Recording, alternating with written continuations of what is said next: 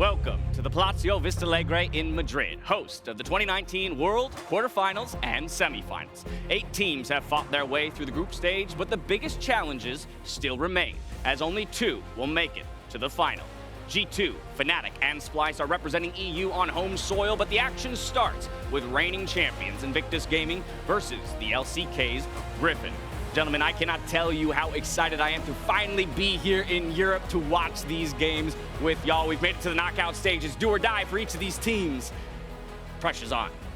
And you've missed maybe one of the best World Finals ever, James, because so far, this has been so competitive. And coming into a quarterfinals, I don't think we've ever had a quarterfinal like this where, you know, you could argue 7 teams could win the whole thing. Yeah, it's super exciting. And I know you're just getting here, Dash. You might be a little bit disoriented, wondering why the most North American thing left of the tournament is the casters. Right. But I have got you covered in this edition of Worlds Oversimplified. Hey everyone, Azael here. Since Dash has not been at Worlds, I'm going to do a comprehensive reminder of everything that's happened so far in Worlds Oversimplified. Well, let's start with the champs. There have been a bunch. Some people played Mage's bot. Yikes. Turns out ADCs aren't so bad. But it's not just the champs that have changed up this tournament. Last year, we saw the fall of Korea, with top teams being knocked out left and right, which paved the way for this year where SK Telecom guarantee the first seed coming out of groups. Oh well, there's always next year. In Group A, G2 were smashing until they weren't. Turns out those Griffin guys can play lead. Speaking of which, hello you fans, I'm back.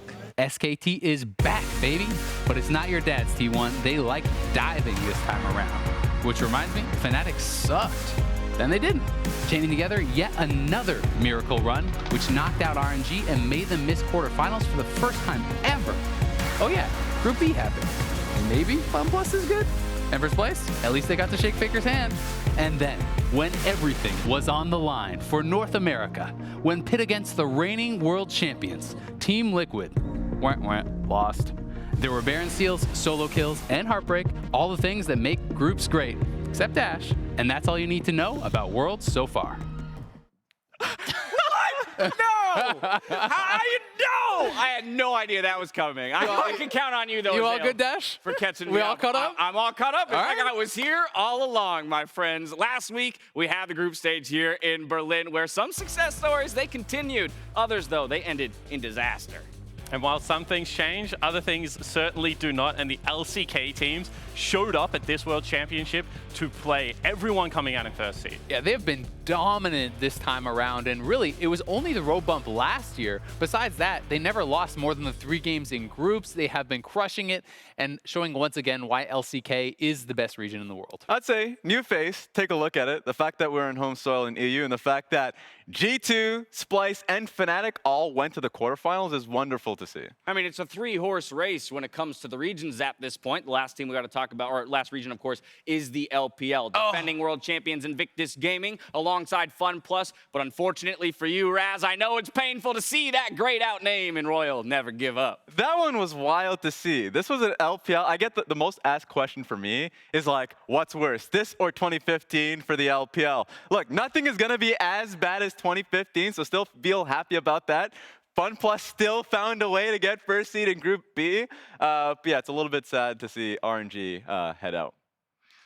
Yeah, I think that I'm just still shell-shocked from the 2015 call. Like, I don't understand why we need to keep bringing that one up. But for me, the fact that FunPlus had to go to the tiebreaker, that RNG has been eliminated, and we've seen 2 wildly different styles from IG already this tournament, not to mention subs, means that the LPL, even though they are former World Championships, are reeling coming into this one. But glimmers of hope. You're right. There was still intermittents like greatness from Invictus Gaming and FPX, so I hope there's a little bit more consistency. That was the group stage. This means we have our bracket with the quarters and semifinals taking place in Madrid before we head to Paris for the final. And I think this is the best quarterfinal lineup we have ever had. Normally for these types of quality matches, you need to be waiting for the semifinals and sometimes even beyond. When you are looking down the line here, really the only really heavily favored matchup is that Splyce SKT. All these other 3 matchups are semifinals quality, are possible champions, really. And when you have a look at it, if you had have power ranked these teams, they would have come out in a very similar format to this. The only exception is kind of G2. They dropped their first seed, so a little bit more confusing. The fact that, you know, they're arguably still a top 3 contender in this tournament, have to go against Damwon, who is also in a similar category. But across the board, like, it's so hard to actually be able to predict who is going to come through now. I'm looking forward to the FPX Fnatic one that's later on today, simply because, like, that one is the one where I'm literally forced to predict because of my job. Otherwise, I'll just let it run. I have no idea who's going to be able to take it based off of just how close these teams are. May as well flip a coin. I think that is also shared in the casters' predictions that were just thrown out on Twitter. You can see that second series of the day a little bit more contentious when it comes to the predictions. On the 10th of November, 2 teams, they will fight for the Summoners Cup live from the Accor Hotels Arena in Paris. Before the action, be sure to tune in at 1 p.m. CET, 4 a.m. Pacific time for the World Championship opening ceremony presented by MasterCard. That said, we now have 8 days of data from groups, meaning it's high time for some completely reasonable overreactions. So here it is. First up, the LPL is overrated. No. That's an overreaction. That's reasonable. That's not an overreaction. What are you talking about? Okay, all right, Raz, you kick it off. Why is that an overreaction? Where was the reigning world champions placed after group stage? They were second seed. What's the problem? When it came to the semifinals, there was only one LPL team representing. I'll tell you the problem, Raz. They got slammed by Damwon. RNG is out. Uzi's watching the quarterfinals from home. FPX got probably the easiest group in World's history and struggled. And this is coming from someone who believed in LPL wholeheartedly coming into the tournament. They're overrated. When you have a look at it, last year's MSI, last year's World, last year Rift Rivals, coming into this year's MSI, statistical anomaly, that was a crazy series. People thought that the LPL could be the best region in the world. Now there's the argument that they are the 3rd best region in the world. Ooh. Did you put this up? Was this question made by you? Overrated, Raz, overrated. All right, we started off with a spicy one. Let's roll on through. Next up, Fnatic is the best LEC team at World. That one's not going to fly for Overreaction. me. Overreaction. Hell yeah, it's an overreaction. Okay. Overreaction completely. G2 may have slipped up a bit, but we need to stop. We need to take off our rose-tinted glasses. Week 2, Fnatic looked phenomenal when they went up against SKT Shore, but I just think you see consistent games that are great from G2. And they lost to what I think is an amazing team in Griffin. So that's where I say G2 is still great. What Week 2 taught me about Fnatic is if you give them their best draft 3 games in a row, they will still win games. And I hope that is what happens at the World Championships. All the teams should be at that level. However, do they have the variety? Do they have the different ways to play the game and still be able to pick up these victories? I think Week 1 showed us that they will struggle in that area. I think you make such a great point, right? When you look at the marksman pool, people talk about Kai'Sa and Xayah. Reckless got to play 3 straight games of Xayah. He doesn't really play the Kai'Sa. G2, you have to talk about their flexibility. That's one of their biggest points, and I think they still have that over Fnatic. Third and finally, the LCK has the weakest bot lanes in the tournament. This is an interesting one. I mean, are you saying left in the tournament, or are you saying overall? Because it's clearly an overreaction. Of the 8 remaining teams. Okay. Of the 8 remaining teams, what's your answer there? I'm going to say this is an overreaction. It is. Not only is Teddy right now, in my eyes, the best AD carry at the moment that's left in the quarterfinals, then you look towards what is Viper and Griffin, who's insane mechanically speaking. And not even Nuclear can weigh that down because he's had some good games himself. Let me ask you this then. Which region has weaker bot lanes than the LCK? Oh, no. This is where I'm going to come out and say, even though I tried to defend and bat for the LPL. Oh, okay. Yeah. Well, you've lost Uzi. You've lost. You're going to argue that Jackie Love and LWX are worse? Jackie Love hasn't performed the best right now this tournament. He's actually performed poorly in team fights. And then also LWX. I mean, we've seen his team. And you got to remember it's bot lanes as well. So when I think about this, I also throw the supports in there, and I just think that Baolan has had maybe the worst tournament possible for an LPL support. So I would probably say LPL as well. Well, fair enough. They've all got best of 5s, though, to prove us wrong in every sense of the word. Later today, though, the LPL champions FunPlus Phoenix take to the stage with their star mid laner continuing a journey filled with ups and downs. Raz, give us the Doinb story. Oh, okay, let's go. Let's head for it. So, Got him. All right, we got this. Yeah, gamers playing football. All right, so you've heard us say his name a lot. Doinb, the creative mid laner from FPX. Known for his unique champion pool, the super carry for the #1 seed of the LPL. But what do you know about him? Doinb has been chasing the LPL title for almost 5 years, starting his LPL career with the Chaogu Reapers. You heard about them, though? Chaogu Reapers were the king of team fights. a prestigious title for a region known for constant clashes. The Reapers tore through opponents with a jungle-centric playstyle that had the super carry Doinb sidelined with supportive mid lanes. Morgana, Nautilus, Lulu, Maokai. This was the champion pool for a guy who would later define his career by playing Pantheon and Kled. But as the Chalgu Reapers rose to the tippy top, they were continuously cut down at the very last moment. And for years, this was Doinb's curse. To be good, but never good enough. When your region is stacked with superstars, you must be a superstar yourself. And while Doinb had the flair, he never could quite muster the clutch to make it stick. Then came that revenge tour with the Rogue Warriors. This was a team of coulda-beens that finally arrived representing the LPL at Rift Robs in 2018. There, Doinb pulled out his now famous Kled mid against Kingzone, gave him that international spotlight, and he drank it up. But it was EDG that got that last laugh, at the end of the year, denying Rogue Warriors a shot at Worlds. After dominating the regular split all year long, Doinb would again sit in the shadow of the LPL Titans, a staple of the scene, but never a star. It hurts. Then came FPX, team that would, help this player reach new heights. As the, most dominant lineup in the LPL season, finally, in the summer split, after 4 years in the league, 2 MVPs awarded, he earned his championship title, as FPX came back with a vengeance to defeat RNG. This is why they're a phoenix. Rising from the ashes of defeat and the pains of the past, super carry Doinb helms FPX as a motley crew of brawlers. He is the heart, soul, voice of the team, from secondary support mid laner to a Pantheon. Doinb unleashed hell this LPL season, barely missing out the record for the winningest LPL team of all time. He's waited almost 5 years for this moment, and it's time to see that Phoenix fly. He's incredible, huh?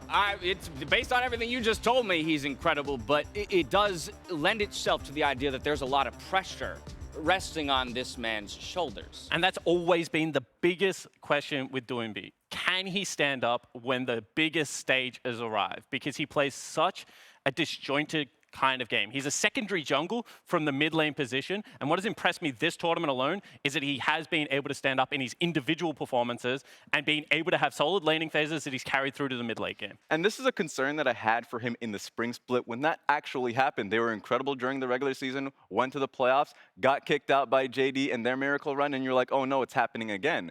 But they got that championship title in the summer split, and they're doing well now. So I think going into this best of 5, this is when he can cast that away. Let's pull back for a second. The LPL versus the LEC. These regions were our finals matchup just last year, and now Fnatic are once again in the spotlight. Reckless, he overcame his demons by taking down Uzi and RNG to get to this point, but now a new challenge awaits in the form of the LPL champions. Yeah, I mean, Fnatic made it through the group of death. A lot of people predicting against them, rightfully so. This was such an incredibly hard group, and week 1 did not look good for them. But in week 2, not only was it about the marksman picks, bringing that back in, it was about the improvement of Broxette. It was about Fnatic playing their style, playing early game aggression, and really looking very, very good against some of the best teams in the world. And that's the growth in the tournament that you look for in teams like that. Because for Fnatic, not only were they, the difference between week 1 and week 2, them playing the comps that work for them, but them finally playing towards their composition. In week 1, they were playing 1-3-1, but then team fighting pretty heavily versus Clutch. And then they go into week 2 versus SKT, and they were playing to their comps really well. So I think that this is the Fnatic that we're likely going to be seeing. Fnatic squeaked out of the group of death. You contrast that with a Fun Plus Phoenix that honestly struggled in what was considered the group of life. Yeah, absolutely. And when you look at how Fun Plus were able to play in the LPL, accelerate the pace of the game to literally unbelievable speeds, they really do play such an electric style of League of Legends. And then they come into Worlds, they get the comps where it's going to happen on the world stage, and they just drop the ball. Both of their losses were really disappointing in that regard. I think that this is a team that should be able to play exactly how they do domestically. It looks like the meta is going to suit that, and for whatever reason, it is just not working right now. And that's the thing. Usually when you see a team come from domestic to an international event, they still have their strengths, but it's the weaknesses that are getting opened up. Here for FPX, their strengths are the problem. They're not team fighting well. A lot of for instance, LWX, heavily criticized for the fact that he's actually heavily misplaying playing his Kai'Sa ultimates. Like, that's coming up, but I don't expect that to be a constant coming into today. They were actually sorting themselves out. Their wins were convincing.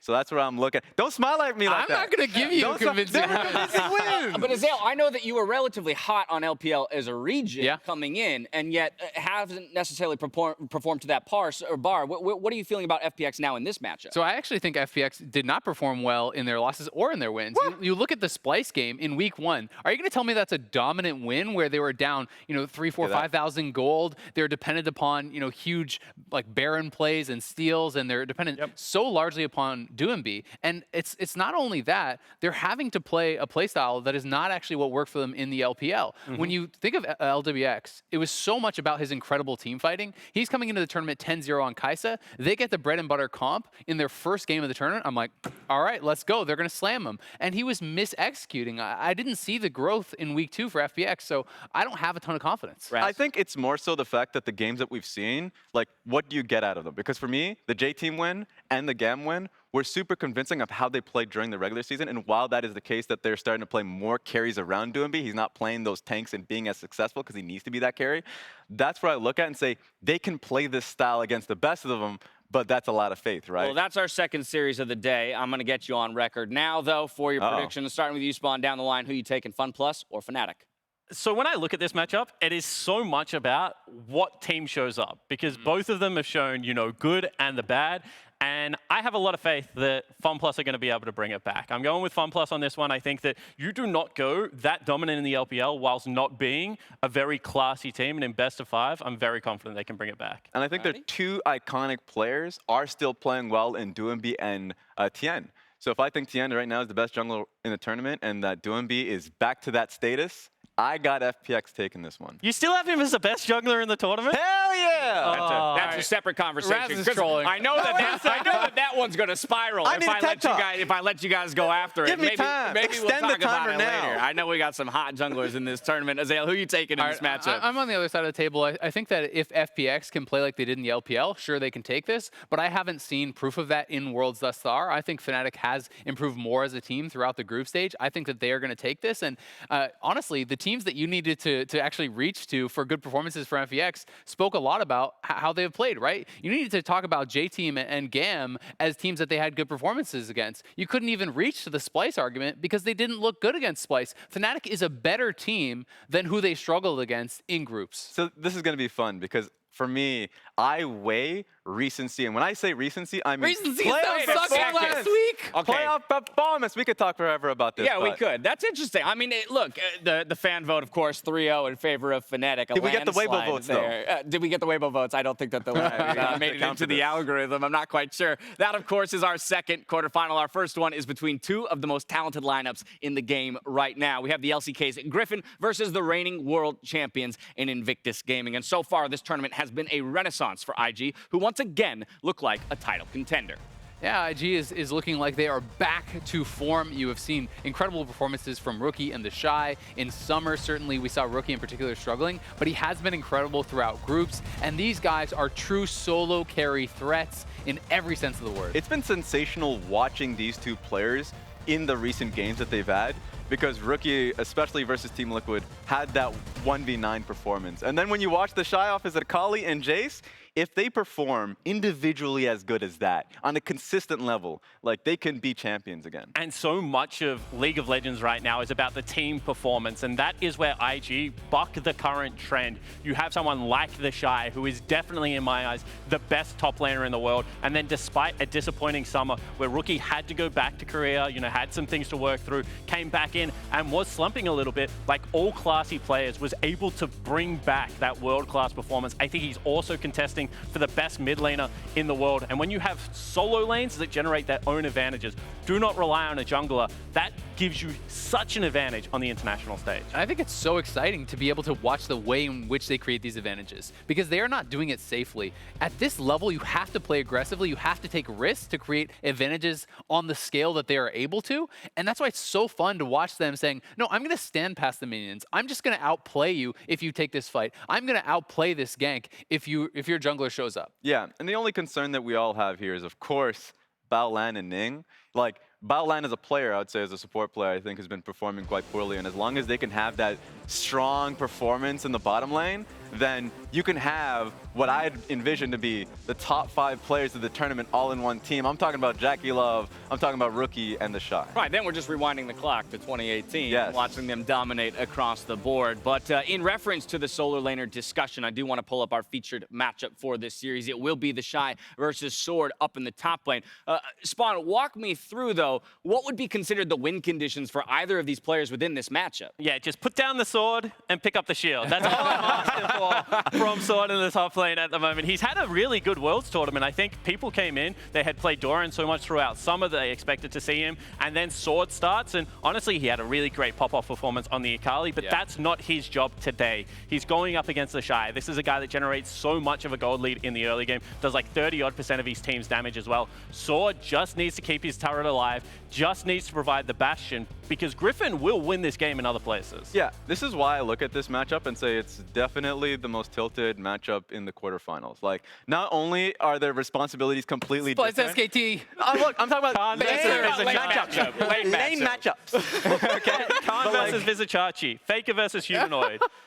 The Shy versus Sword. We'll get to that tomorrow. But you have the best, and this is why I say not only is it just the roles that they play for the team, you have the best top laner right now in the world in the Shy who's on form at the moment, getting all of the resources now that he has versus Sword. If you're just talking about what we've seen from him throughout the year, like inconsistent performer and also just the weak side top laner. So if IG wants to open the game, it has to be through that top. Two very different jobs for each of these top laners here today. Also important to note that Ning will be the starting jungler for IG, our 2018 World Finals MVP. And we got to see both sides of the coin in group stage. When he did sub in, we saw a brilliant Gragas performance against Team Liquid, absolutely slammed him. And then we saw the reverse 1v9 where you're playing for the other team on his Rek'Sai game, getting essentially a triple kill for Showmaker on a heavy overdive. And this is what you're going to get with Ning. When he is on and he's playing to his best, you get the world's MVP caliber performance. But when it's his off day, he can lose to anyone. That's the craziest thing about this is that now I look at IG's top 3 players, or at least in the top side of the map, and it kind of reminds me of that Mike Tyson quote of, you have a plan until you get punched in the face. Right. And it feels like all of Invictus Gaming playstyle when they're ahead and behind are just flinging punches through Rookie, the Shy, and on the good days, I guess on the bad days, is he's still throwing punches. They're just not hitting on those bad days. Maybe he's hitting himself. But like, definitely that's what makes it tough for Griffin coming into this matchup. But the best thing about this is IG knows what recipe they need to win. They're not a standard team. They can't play slow. They can't not have proactivity throughout the jungle position and impact the map early. They need to fight. They get their gold leads not through objective control, but through killing champions on Summoner's Rift. And Ning brings that. He brings the havoc. He brings the skirmishes. And I think that he's going to have a great performance. Has to turn it around, but at least he is the right person for the job. Let's talk about their opponents then. Today, the reigning world champions face a new challenge from the LCK, a young Griffin lineup looking to unlock their full potential. And Griffin was so exciting coming out of the LCK. Back-to-back regular season first place finishes. And if your only losses come against SKT and best of 5s, you know what? I think the choking moniker can be a little bit silenced, at least for right now, because this is a team that has very much brought good form into the World Championship. And I think that they have strengths in so many roles, especially their bottom lane is going to be a very tough ask for IG right now, going up against Viper and Lehens. This bottom lane, to me, is one of the most exciting bottom lanes in the world. I'm just really excited to see their best of 5 preparation because while you can say, yeah, it was SKT they lost to, seeing Pantheon Talia run it back all 3 games in a row and losing all 3 games does not speak highly about that preparation. But coming into this tournament, they have looked great. Tarzan has been incredible. And when you talk about Ning needing to have a really good performance for IG to be able to win, well, guess what? I think he's against the best performing jungler in the tournament thus far, who just ran circles. Yeah, we've got a lot of best performing junglers he ran in circles the around Jankos in those final 2 games. Yeah, I mean, look.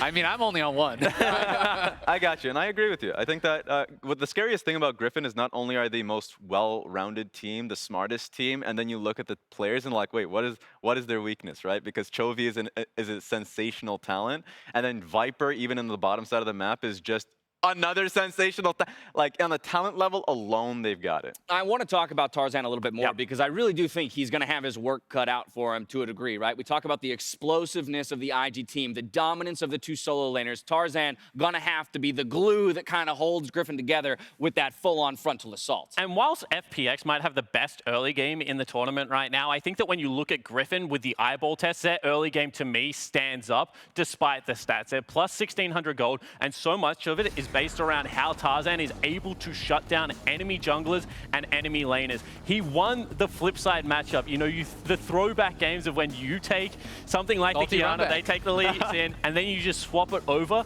against a G2 lineup. And the team plays around him. G2 is famous for being able to get more members to these skirmishes in the early game. Well, Griffin absolutely smashed them in that regard, were way more decisive. And I think that the confidence of this team to play around Tarzan just gives them such a big edge pre-15 minutes. And G2 Jankos, no slouch, so to put up a big performance against him speaks volumes. Exactly, and it is, you know, it's a team game at the end of the day. He works the best with Lehens. I think that they are, like, right now, the duo to beat as it is, so I want to see what they can do here. Look at those gold differences at 15, the change between week 1, the first round robin, and week 2, the second round robin for Griffin. And I kind of want to curtail this into a conversation around the play styles for both of these teams. Again, what does it look like when Griffin is finding a win in this series versus when IG is? I mean, I think for IG, it's all about individual outplays. It's about mechanically checking your opponents at all points of the game, right? You're challenging them to these 1v1s. You're challenging them to these 2v2s, and you're trying to come out on top. If IG is able to do that, this is a series that they can win because they can create monumental advantages and snowball that better than probably anyone else in the world. And I think the draft basically says it in the final week, where IG consistently went to 3 winning lanes and tried to accelerate the game pace as much as possible, and then hoped that the breaks never stopped.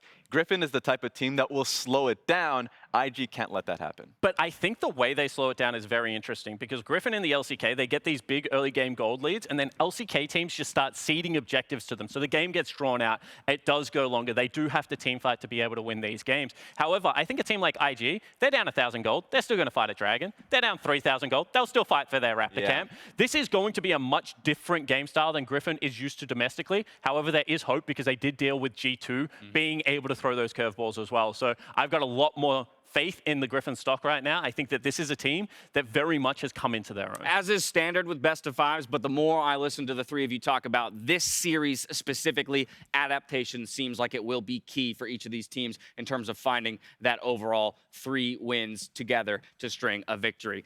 Predictions, that's all we got left to go. So once again, down the line, who's taking it? Our reigning world champions or the new hotness from the LCK? Yeah, so I think that if you have solo laners like Rookie and the Shy, you're always in with a shot. And they're going to win you a game or they're going to win you 2. However, you need someone else to step up. And whilst you mentioned that the worry is Baolan and Ning, I also am throwing Jackie Love very deep end into the worry basket right now. He has not had a good world championship. I think the bot gap in this game is absolutely huge, and I'm going to go with Griffin. So I spoke both of these teams up because I honestly think that these teams are like, whoever wins is destined for the finals and win the entire tournament. Wow. I think it's this good of a matchup. Unfortunately, my heart has been overpowered by my big brain. I got Griffin here. I think Griffin, even if you look at the weakness and say, well, what if Invictus Gaming start ramping up the pace? We've already seen that from Griffin. Right. They're a fast team. They're a skilled team. I think they'll be able to take it. Hot take right there, Raz. That's a really hot takes take. this series We got takes the G2, whole tournament. We got SKT. I'm we got freeze teams myself everywhere. Up. A week, 2 weeks from now, let's see how the finals I love it, go. but he's calling Griffin to be world champions after this series. Here we go. It's a big call. I'm going to go with Griffin as well, and I just think it's because, you know, yes, if IG get it all going on the right day, they can beat any team in the world, but we haven't seen it thus far, you know, in the group stage. We have not seen the solo laners working well with their junglers. This is a problem that stuck with them from summer, and I think the fact that they still had to change after week 1 from Leian back to Ning speaks volumes about the issues they're having there. I think Tarzan is too strong of a jungler, will be able to match and overcome Ning, and I think that's what's going to decide the series. What about the fans? Does anyone have faith in IG, maybe? our reigning world champions? Come on! So why did they get the game? Why did you guys all give them the game? I mean, I think you got to give them one because I think that you cannot count out the Shy or Rookie to absolutely 1v9 solo carry a game. We saw that so many times. Look at both the Rookie games against TL. He just decided those games pretty much in the laning phase. I'm not the type of person to go for 3-2s. I just don't predict that a lot of the time, so I think it's going to be a competitive one. Right down the middle, ever being looking amicable to all situations. The 3-1 call across the board here for Griffin in our first series of the day. 2 weeks remain of Worlds 2019 in Europe, and from now on, it's do or die as the teams hit the rift for the quarterfinals.